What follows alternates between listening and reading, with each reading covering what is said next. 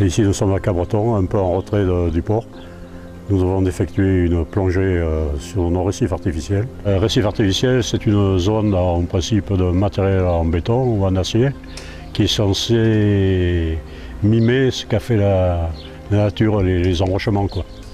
Et essayer de les améliorer avec ou plus de cache ou moins ou plus de hauteur. Et pas beaucoup plus étendu. Ça permet de créer des habitats et puis de permettre à des poissons de pondre et de se nourrir.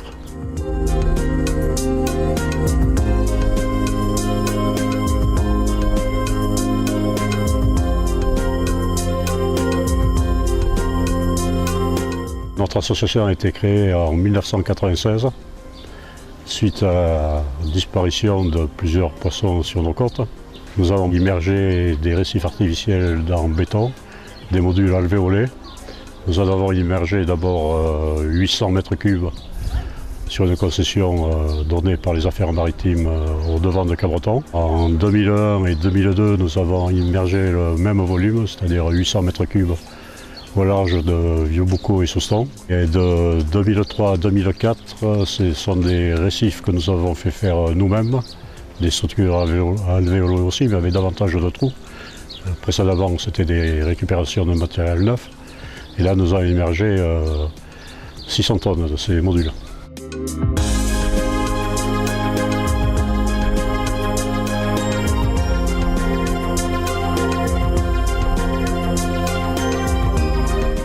Ces récifs sont peuplés de nombreuses espèces. D'abord, nous avons le taco, nous avons l'ombris bronze, nous avons les congres, nous avons les poulpes, nous avons de nombreuses pontes de calamars, mais nous n'avons jamais pu les observer, ils doivent venir la nuit.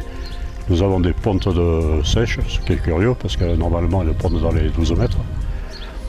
Après, nous avons des étrilles, du homard, du tourteau, des araignées, beaucoup de cigales de mer, de petites cigales de mer, des crevettes.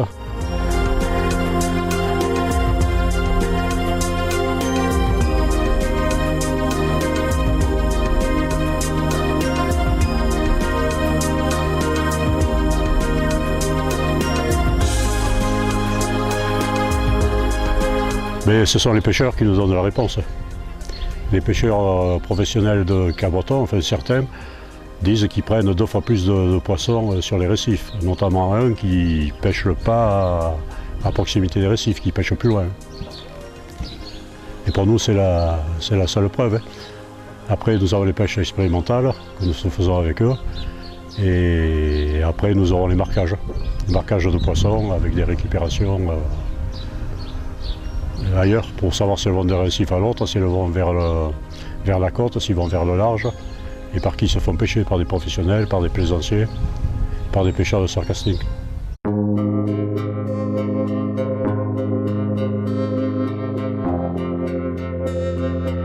À partir de 2007, nous avons créé un nouveau type de module qui a été immergé en juin 2010.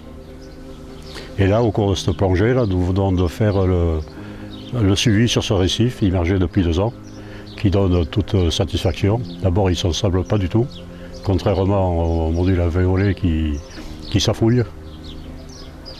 Il est bien recouvert d'une faune fixée. Précédemment, il était peuplé de rougets, de poulpes, de congres, de de tacos bien sûr, beaucoup de chinchard.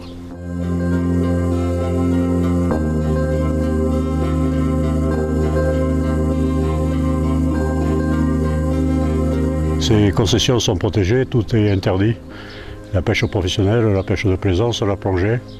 Il n'y a que l'association qui peut organiser un suivi scientifique et des pêches expérimentales faites avec un bateau des professionnels de Cabreton. Nous prenons tout le temps le même navire, le Petit Loup, avec le même type de filet, les mêmes mailles, les mêmes longueurs.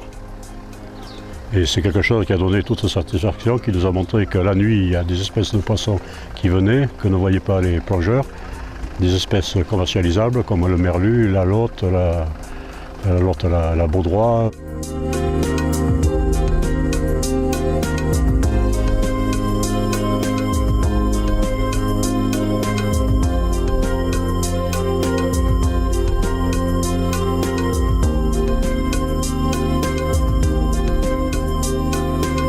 Il y a un troisième de récif dont on vient de faire le moule aussi, qui nous servira, avec lequel on peut faire plusieurs types de structures avec différents éléments, différentes hauteurs, et qui nous permettra aussi de mettre des racks avec des paniers rigides pour voir si le naissin d'huître résiste à 20 et 25 mètres de profondeur.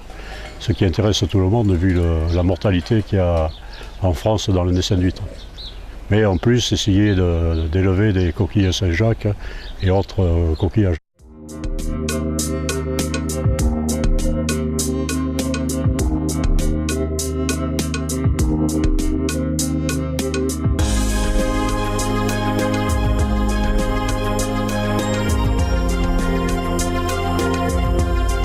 La finalité de ces récifs permet de sensibiliser les gens vraiment à ce qui se passe. Parce qu'on plonge tout le temps au même endroit, on prend des mesures tout le temps au même endroit. C'est sur 3 endroits différents, c'est pas mal, c'est distant de 20 km. Ça recrée un écosystème qui n'existait pas, mais qui n'est pas fait pour dégrader la circulation des poissons et le monde aquatique. Au contraire. Enfin, c'est apprécié des pêcheurs tout ça.